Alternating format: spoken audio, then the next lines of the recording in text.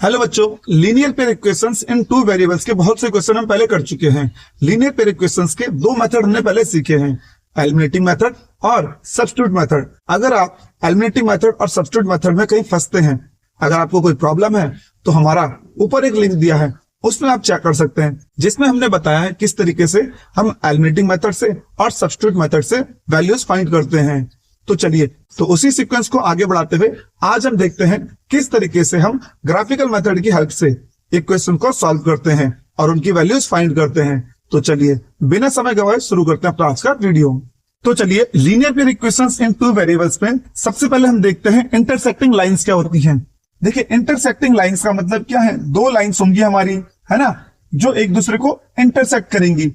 ठीक है जी, दो लाइंस अगर हमारी एक दूसरे को इंटरसेक्ट करती हैं तो उन्हीं लाइनों को हम क्या कहते हैं, इंटरसेक्टिंग लाइंस। ठीक है, अभी देखिए, ये दो लाइनें एक दूसरे को कितनी जगह पर इंटरसेक्ट कर रही हैं, एक जगह पे।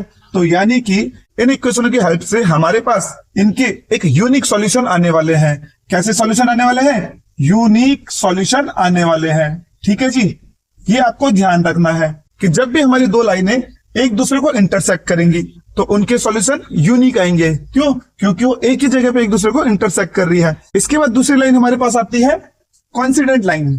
कोइंसिडेंट लाइन का मतलब क्या हुआ, जैसे हमने एक लाइन खींची तो दूसरी लाइन सिमिलरली उसी के ऊपर इस टाइप से दूसरी लाइन आ जाएगी। ठीक है, तो यही हमारी क्या कहलाती है, कोइंसिडेंट लाइन। अभी देखिए, इसमें कितने सॉल्यूशन आ सकते हैं हमारे, ये लाइन इसके ऊपर, ये पॉइंट इसके ऊपर, ये पॉइंट इसके ऊपर, ये पॉइंट इसके ऊपर, ये पॉइंट इसके ऊपर, यानी कि जितने भी पॉइंट हैं सब एक दूसरे के ऊपर हैं। तो इसके कितने सॉल्यूशन आ सकते हैं? इनफाइनाइट सॉल्यूशन आ सकते हैं हमारे पास, है ना, इनफाइनाइट सॉल्यूशन आ सकते हैं इसके। ठीक है जी, तो इसके हमारे बहुत सारे इनफाइनाइट सॉल्यूशन आ सकते हैं। क्यों? क्योंकि ये दोनों लाइनें एक दूसरे के जस्ट ऊपर है, कोइंसिडेंट है। तो यानी कि जितने भी इस लाइन में पॉइंट होंगे दूसरी लाइन में भी उतने ही पॉइंट होंगे, सारे एक दूसरे को इंटरसेक्ट कर रही हैं। तो इससे हमारा तीसरा आता हुआ पैरेलल लाइन। अब देखिए, पैरेलल लाइन किसे कहते हैं, एक लाइन ये है और एक लाइन ये है। तो आप देखिए, ये दोनों लाइनें कहीं एक दूसरे को इंटरसेक्ट कर रही हैं क्या? ये दोनों लाइनें एक दूसरे को इंटरसेक्ट कर रही हैं क्या? ये दोनों लाइनें एक दूसरे को कहीं भी इंटरसेक्ट नहीं कर रही हैं। जब ये कहीं एक दूसरे को इंटरसेक्ट कर ही नहीं रही है तो इनके सॉल्यूशन भी क्या आएंगे हमारे, कोई सॉल्यूशन ही नहीं होगा। तो यहां से हमारा आता है नो सॉल्यूशन, इसका कोई सॉल्यूशन ही नहीं है। अभी यहां से देखिए, जब इंटरसेक्टिंग लाइन होगी एक दूसरे को एक जगह काट रही है तो उसका यूनिक सॉल्यूशन आएगा, मतलब एक ही सॉल्यूशन आएगा। जब कोइंसिडेंट लाइन होगी, एक लाइन दूसरी लाइन के ऊपर है, तो उसके इनफाइनाइट सॉल्यूशन आएंगे। और जब पैरेलल लाइन होंगी, है ना, ये पैरेलल लाइन है, एक दूसरे को कहीं भी इंटरसेक्ट नहीं करेंगे, तो इसका मतलब इसके कोई भी सॉल्यूशन नहीं आएगा। लेकिन अब देखिए, बार बार हम इनको ग्राफ में ड्रॉ करेंगे तो हमारा बहुत टाइम लगेगा। तो इसके लिए हमारे पास एक सिंपल सा मेथड दिया है कि किस तरीके से हम इनको सॉल्व करके, आसानी से सॉल्व करके इनकी कंसिस्टेंसी और इनकंसिस्टेंसी देख सकते हैं। ठीक है, तो देखिए, हमारे पास दो इक्वेशंस दी हैं, हम लिख लेते हैं a1x plus b1y plus c1 is equal to 0 और दूसरी इक्वेशन हमारे पास a2x plus b2y plus c2 is equal to 0। ठीक है जी, तो हमारे पास दो इक्वेशंस दी हैं। अब इनकी हेल्प से हमें क्या करना है, इनकी वैल्यू फाइंड करनी है ना, बताना है कि लाइनें इंटरसेक्टिंग है या कोइंसिडेंट है या फिर पैरेलल लाइंस है। ठीक है, बार बार हम ग्राफ की मदद से इसको सॉल्व करेंगे तो हमारा बहुत ज्यादा टाइम लगेगा, तो केवल हम इक्वेशंस देख के बता सकते हैं। तो इसमें सबसे पहले कंडीशन आती है हमारी, अगर लाइनें इंटरसेक्ट हैं, ठीक है, अगर लाइनें इंटरसेक्ट हैं तो हमारी क्या हो जाएंगी, उसके लिए हमारी a1 अपॉन a2 की वैल्यू बराबर नहीं आएगी किसके, b1 अपॉन b2 की वैल्यू के। ठीक है, अगर लाइनें कैसी है, इंटरसेक्टिंग है, अगर लाइनें इंटरसेक्टिंग है तो a1 अपॉन a2 की वैल्यू निकालेंगे और b1 अपॉन b2 की वैल्यू निकालेंगे और उन्हें रखेंगे तो ये दोनों कभी भी एक दूसरे के बराबर नहीं आएंगी। तो इसका मतलब ये क्या हो जाएगा, हमारी इंटरसेक्टिंग लाइन। अगर दो लाइनों में x का कोफिशिएंट और y का कोफिशिएंट इस टाइप का रिलेशन दिखाता है तो हमारी ये लाइन कैसी लाइन हो जाएगी, इंटरसेक्टिंग लाइन हो जाएगी। अभी अगर कोइंसिडेंट होगी तो ये लाइनें कैसा रिलेशन दिखाएंगे, देखिए a1 upon a2 is equal to b1 upon b2 is equal to c1 upon c2। अगर इन दो इक्वेशनों में अगर हमारे पास x के कोफिशिएंट का रेशियो y के कोफिशिएंट के रेशियो के बराबर होता है और उनका रेशियो c के जो है कांस्टेंट टर्म्स है उनके रेशियो के बराबर आता है, तो इसका मतलब इसके क्या होंगे, हमारे इनफाइनाइट सॉल्यूशन होंगे। इनफाइनाइट सॉल्यूशन का मतलब बहुत सारे सॉल्यूशन होने वाले हैं और इसी में तीसरा है हमारे पास पैरेलल लाइन। अभी देखिए जो पैरेलल है हमारे पास, इसमें क्या होगा हमारा A1 upon A2 is equal to B1 upon B2 does not is equal to C1 upon C2।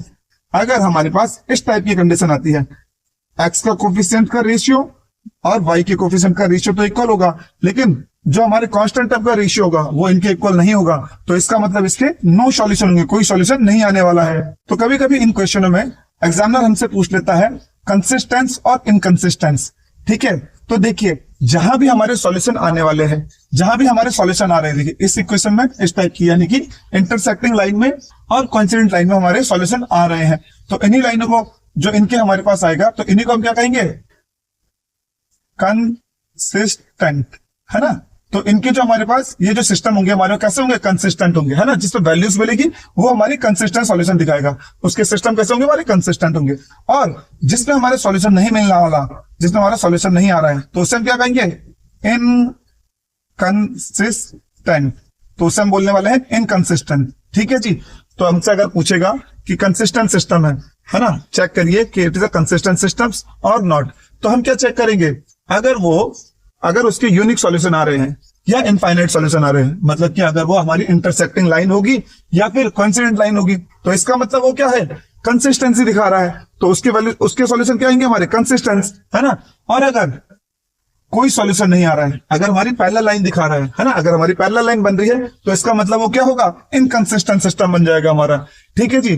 कुछ क्वेश्चंस की मदद से इसको हम सॉल्व करके देखते हैं।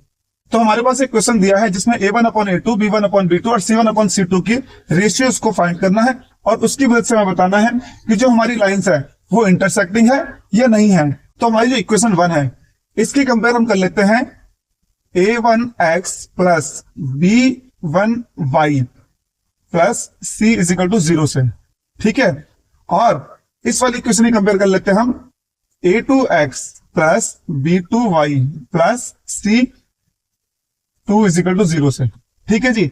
जब हमने इस टाइप से इनकी कंपेयर कर ली, तो यहां से हमारी जो वैल्यू आई A1 इज इक्वल टू हमारी कितनी आ गई है, 5, B1 इज इक्वल टू कितनी आ गई है, माइनस का 4, और C1 इज इक्वल टू कितनी आ गई हमारी वैल्यू 8, है ना।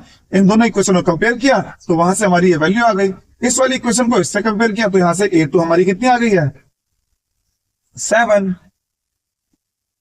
B2 कितनी आ गई हमारी, देखिए 6, और C2 कितनी आ गई हमारी, माइनस का 9। ठीक है जी।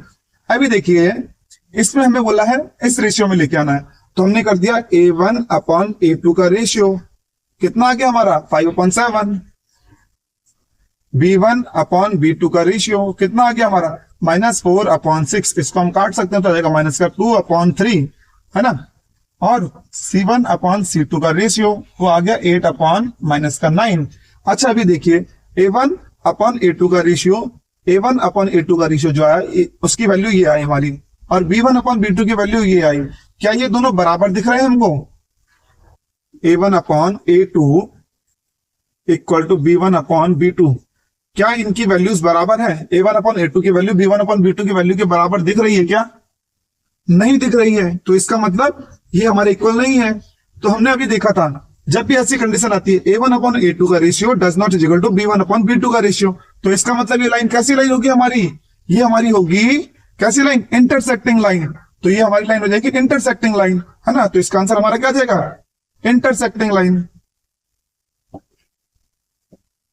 तो ये लाइन हमारी इंटरसेक्टिंग लाइन हो जाएंगी हमारी। और अगर इसमें हमसे पूछा जाएगा तो इसको बोलेंगे हम कंसिस्टेंट सिस्टम, क्योंकि इसमें क्या दिखा रहा है, सॉल्यूशन आ रहा है हमारा, यूनिक सॉल्यूशन आ रहा है ना। इंटरसेक्टिंग का मतलब यूनिक सॉल्यूशन। ठीक है जी। तो अगला क्वेश्चन आपके लिए है। तो इस क्वेश्चन में आपको बताना है कि जो हमें 2 इक्वेशंस दी हैं इनसे बनने वाली लाइंस किस टाइप की लाइंस होंगी, वो इंटरसेक्टिंग लाइंस होंगी या पैरेलल लाइंस होंगी या कोइंसिडेंट लाइन होगी, और उनसे बनने वाला सिस्टम किस टाइप का होगा, कंसिस्टेंट होगा या इनकंसिस्टेंट होगा।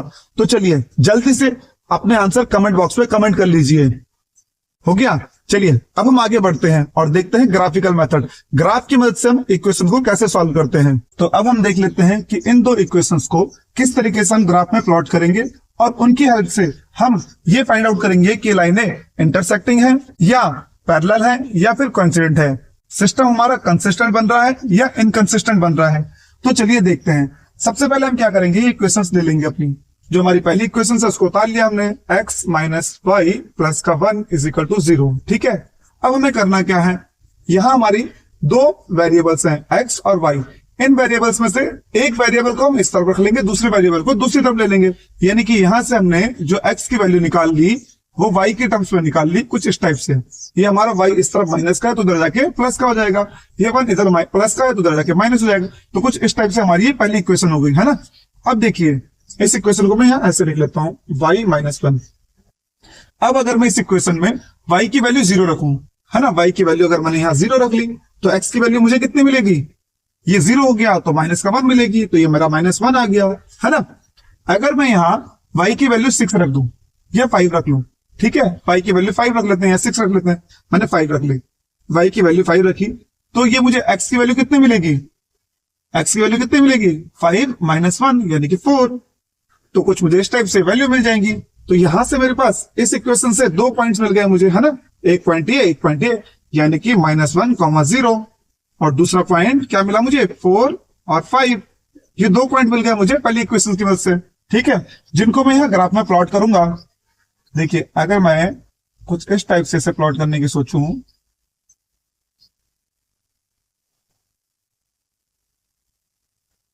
ठीक है, तो मेरा पहले पॉइंट क्या थे -1 और 0, है ना।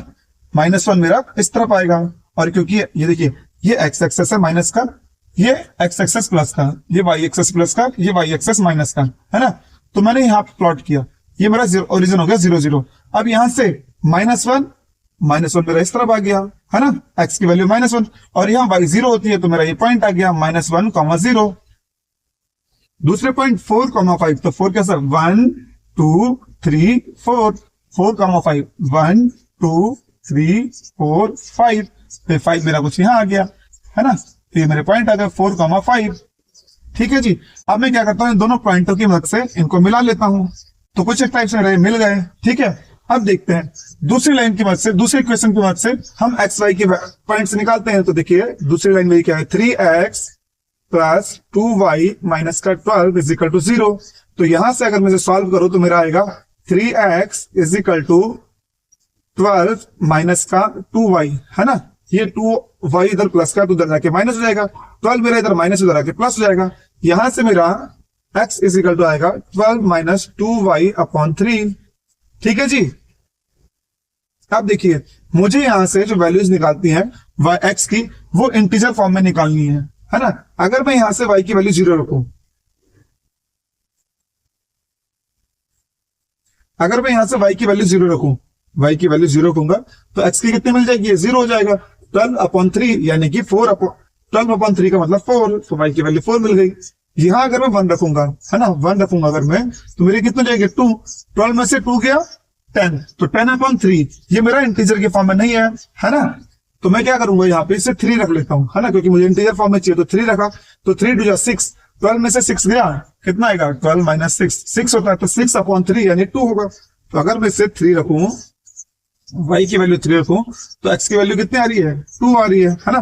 तो यहां से मेरे 2 पॉइंट क्या आ गए, एक पॉइंट ये यानी कि 4, 0 एंड सेकंड पॉइंट कितना आ गया मेरा 2, 3। ठीक है जी। अब इन पॉइंट्स को मैं यहाँ ग्राफ पे प्लॉट कर लेता हूं। तो 4, 0, तो x मेरा 4 ये है और 0, 4, 0 तो मेरा यही पॉइंट हो गया 4, 0। अगला पॉइंट मेरा 2, 3, तो 2, 1, 2 ये है और 3 देखिए 1, 2, 3 ये पॉइंट आ गया मेरा, है ना। अब इनको मिला लेता हूं मैं, तो कुछ लाइन मेरी इस टाइप से बन रही है ना। तो यहाँ पे ये एक दूसरे को इंटरसेक्ट कर रहा है। अगर इसको आगे से बढ़ा दूं तो ये लाइन मेरी यहाँ पे इंटरसेक्ट कर रही है, यानी कि जो मेरी वैल्यूज आएंगी इसकी, तो वैल्यू क्या आई मेरी यहाँ पे इंटरसेक्ट कर रही है 2, 3 पे। तो यहां से मेरी x की वैल्यू कितनी आ गई 2, y की वैल्यू कितनी आ गई 3। तो यहां से मेरा आंसर क्या आ जाएगा, x is equal to 2 and y is equal to 3। ठीक है, इसके लिए क्या होगी, ये इक्वेशन मेरी सेटिस्फाइड होगी। अब यहाँ पे क्योंकि एक ही जगह में इंटरसेक्ट कर रही है, तो लाइन मेरी कैसी हो गई इंटरसेक्टिंग, है ना। सिस्टम कैसा हो गया कंसिस्टेंट। ठीक है जी, क्योंकि इसका एक सोल्यूशन आ रहा है, एक जगह इंटरसेक्ट कर रही है तो इसका मतलब इंटरसेक्टिंग लाइन और सिस्टम कंसिस्टेंट। तो इस टाइप से ग्राफ की मदद से हम बता सकते हैं, है ना। पहले हमें क्या करना है, सबसे पहले जो हमें इक्वेशंस दिए हैं उसमें एक वेरिएबल्स को दूसरे वेरिएबल्स के टर्म्स में लिख लेना है। तो जैसे हमने यहाँ x is equal to y रख लिया है ना, x की वैल्यू y के टर्म्स में निकाल ली। अब यहाँ y की कुछ भी वैल्यू रखे हम, तो उसके अकॉर्डिंग हमारा क्या होगा, x की वैल्यू चेंज होती रहेगी। तो यहाँ से हमने y की दो वैल्यू रखी, जिसकी वजह से हमें x की दो वैल्यूज मिल गई, वो हमें ये मिल गई, है ना। ध्यान रखिए क्या मैंने इंटीजर फॉर्म में निकालने वाले हैं, है ना। फिर सिमिलरली सेकंड इक्वेशन में हमने ऐसे ही किया, सेकंड इक्वेशन हमने ऐसे किया, वहां से हमें x की वैल्यू हमने निकाल ली y के टर्म्स में, है ना। तो वहां हमने y की वैल्यू कुछ रखी, तो उस समय x की वैल्यू मिल गई। अब उनकी मदद से हमने यहाँ पे ग्राफ में वो लाइन प्लॉट कर ली, और जैसे हमने लाइन प्लॉट की तो हमें क्या मिला, ये दोनों लाइनें एक दूसरे को एक पॉइंट पर इंटरसेक्ट कर रही हैं, जो क्या है मेरा 2,3। तो हम कह सकते हैं कि इन दोनों इक्वेशनों के एक यूनिक सॉल्यूशन आएंगे, क्योंकि ये एक जगह में इंटरसेक्ट कर रही हैं। वो सॉल्यूशन क्या है, 2 और 3। तो उम्मीद करता हूं कि आपको इंटरसेक्टिंग लाइन, कंसिस्टेंट लाइन और पैरेलल लाइंस, तीनों लाइनों के बारे में क्लियरिटी मिल गई होगी, है ना। और साथ ही साथ हमारा कंसिस्टेंट सिस्टम, इनकंसिस्टेंट सिस्टम भी क्लियर हो गया होगा, ग्राफिकल मेथड भी क्लियर हो गया होगा। अगर आपका ये सब कुछ क्लियर हो गया है तो प्लीज इस वीडियो को लाइक कर दीजिए और हमारे चैनल को सब्सक्राइब कर दीजिए। साथ ही साथ इस वीडियो को अपने दोस्तों के साथ शेयर करना ना भूलिए। तो चलिए, तो मिलते हैं अगले टॉपिक के साथ किसी और वीडियो में, तब तक के लिए बाय बाय।